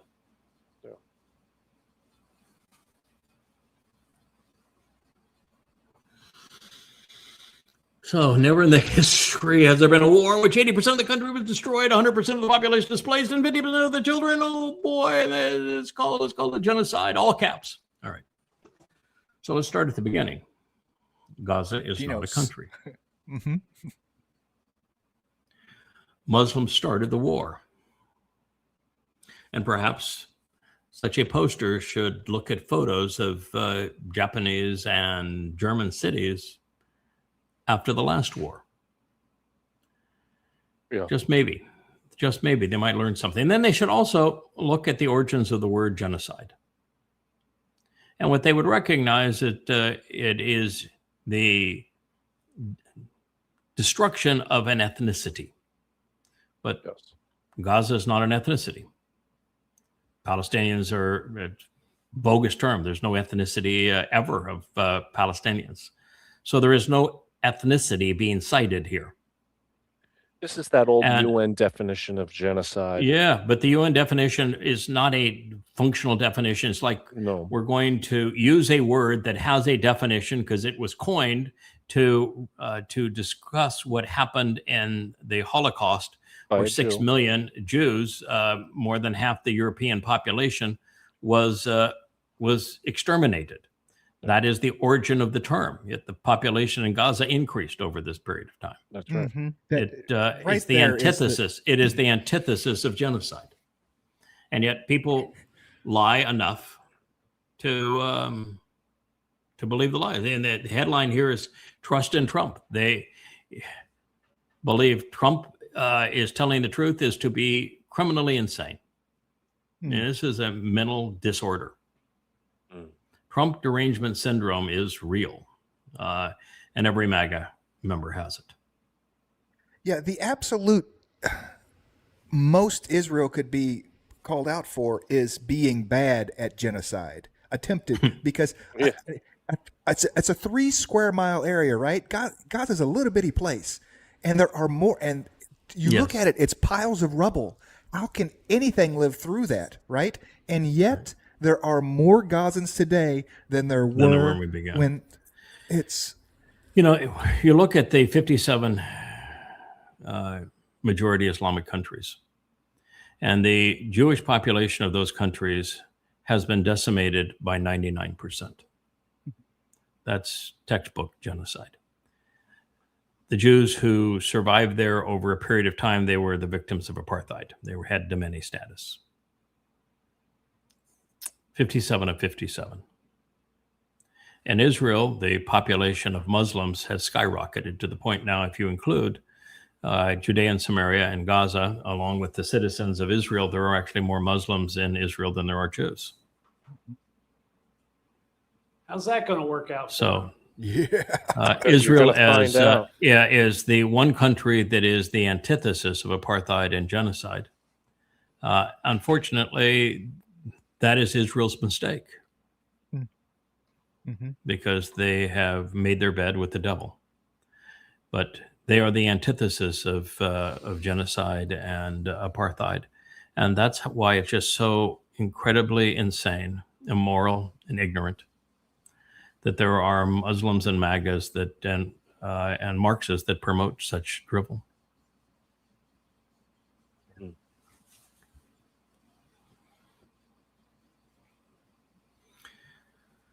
Oh, this is a video, and it just quickly shows a van pulling in front of an ambulance, and actually, it looks like the Humvee or whatever it is, the military transport, pulled off from the curb, and then the ambulance that was not blaring its siren showed up, and they never even saw it. And there'd been no reason for them to see it, so it's just a anomaly of the brief moment that's being captured here. And they want to say that Jews are killing Pakistanians, allowing them to bleed out. But the truth is that the Muslims in Gaza use hospitals and ambulances to store, to hide, and to transport Islamic terrorists and their weapons. And if you use hospitals and ambulances to do those things, then you have weaponized them. And so it's your fault entirely. Yeah. Context. Yeah, you don't want Israel, or anyone for that matter, to blow up schools and hospitals. Don't put guns in schools and hospitals. Don't hide your weapons in school. Don't hide your terrorists. Don't have your in headquarters schools. buried underneath them. It's underneath them. Yeah. And no, they'll be safe. They'll be fine. Yes. Yeah. Wow, this one really hits. Ollie North.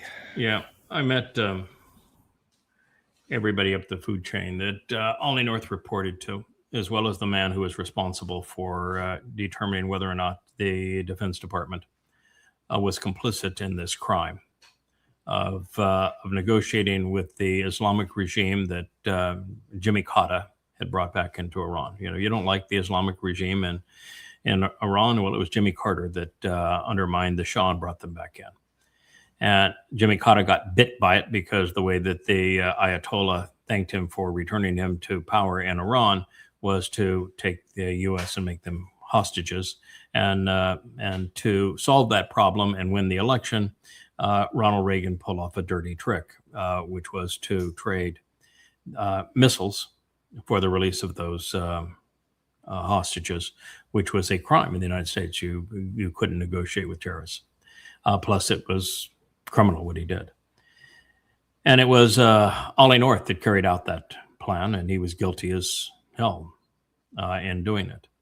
And so now the very man that gave the Iranians those missiles is the one who is on Fox, joining the Trump tush talkers, saying that Iran can't have missiles. Oh, what a wicked web we weave.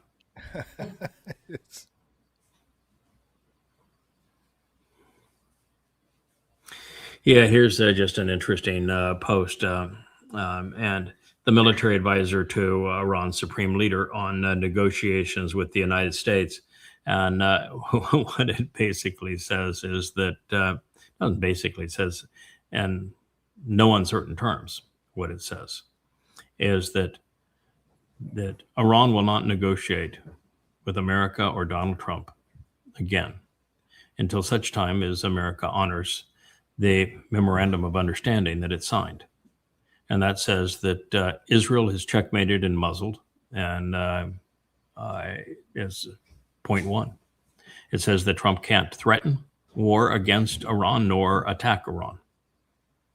It says that the Strait of Hormuz is controlled by Iran, and that while Iran has 60 days where they won't charge anybody for anything, after that 60 days, they can charge anybody for any amount that they want, and that there is no transport through the Strait of Hormuz that isn't controlled by Iran. They can, Iran's all frozen assets stolen from Iran have to be returned to Iran. War reparations, which total over $300 billion, have to be paid by the United States to Iran. That the United States must abandon the region and abandon the destroyed bases in the region and not return. There's no discussion about what Iran can and cannot do with mining uranium or enriching uranium. Only that Iran will not build its own nuclear bomb. Chances are they already have one. But nevertheless, that is the entire agreement. Trump signed that agreement. And the supreme leader and the Iranian people and the government of Iran. So there'll be no negotiation with America until America honors the agreement that it signed, and until such time as all of those terms are put into place, that America does exactly what it agreed to. And until that time, there'll be no negotiations with Iran. Anything to the contrary is just a lie. And that even then, Iran's not going to negotiate past the terms delineated on the memorandum of understanding. But you know, keep in mind that at this point, Trump has gone from demanding regime change and assuring that he was going to get it, to recognizing that he made a bigger mess, that the regime change that he got was the worst possible outcome, to demanding that the Iranians no longer enrich uranium, and there is no chance of him getting that. They continue to enrich uranium. To demanding that Iran never has a bomb. Well, they didn't have a bomb before you started this, but you've given them every incentive now to have one. To demanding that the Strait of Hormuz be open, which was open before the war, and because of this war, it's been closed, and you have no chance of prevailing in getting that to occur. That everything he has done has been counterproductive, and there is no solution. There's none. And it's devastating for Israel, because ultimately Iran's going to use their most important weapon against Israel. The fact that it's 90 million people to 7 million Jews. And they're going to march in an army of 4 million Muslims. Mm-hmm. And they're going to destroy Israel hand to hand, knife to knife. The IDF will be useless. That's what the prophets have said. So, Israel, you played yourself into a real pickle here. You were checkmated. You lost. Netanyahu proved to be a disaster to you. Trump is the great betrayer. You trusted the man that your own prophets told you not to trust. Really stupid, Israel. And you don't appear to be any smarter now, and you don't appear to be anywhere near a new government, because you can't form a government without encouraging the Arab parties to join it, and the centrists of Israel is not going to accept that, and the centrists of Israel are not going to accept another term of a man that makes his bed with parasites. So what do you got, Israel? Where are you going with this? Yeah, one choice. Turn the whole world against you. Yada Yahweh. That's choice. your only hope. YadaYah.com. That is your only hope. It's your last and best opportunity. How's it go? Listen, learn, live. Live or don't. You know, they turned the great statement in Devarim. Listen, Israel. Yahweh is your God. Yahweh is one. And they turned that into a goddamn prayer rather than listening. Pretty sad. All right, we'll do one more and we'll call it a show. We're up over 2 hours. That's longer than we said we were going to go on these things. And And what do we have here? The last one is typical X. So this is a claim that Donald Trump has also had accounts closed on the same money laundering scheme by J.P. Morgan Chase and Deutsche Bank, but it's not true. Capital One was the only one with the courage to do so. Deutsche Bank is still supporting Trump. They don't have the same rules that American banks operate under. And J.P. Morgan Chase didn't have the courage or character to explain why they closed accounts, and still won't release why they closed accounts because they have no character. So you've got Capital One alone that had the good sense, the character, and the fortitude to announce why they closed those accounts, because he was laundering money in criminal enterprises. So, why pile lies on top of the truth when the truth is more than good enough? You just discredit the truth when you do it. Yeah. I think that is their hope with the Epstein files, that enough smear goes around that no one looks to. Yeah, that's true. Let's pull up one more. Yeah, so here's my least favorite poster on X. He's talking about that on 27th of September 2024, Israel dropped 85 bunker buster bombs right in the middle of Beirut, mind you.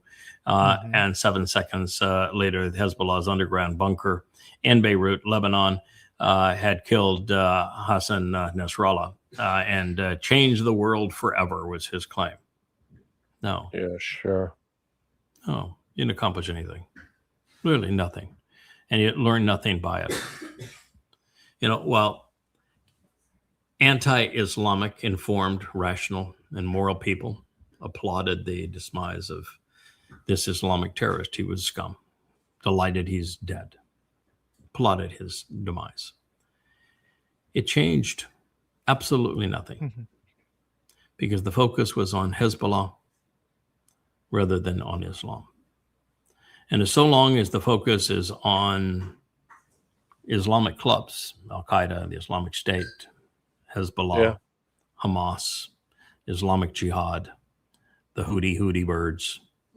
So long as it's on Islamic clubs and not on the religion of Islam, and people don't bother to know the truth about what the Quran and Hadith said or who Muhammad actually was and how he presents Allah, until people know that, all they're going to do is make a bad situation worse.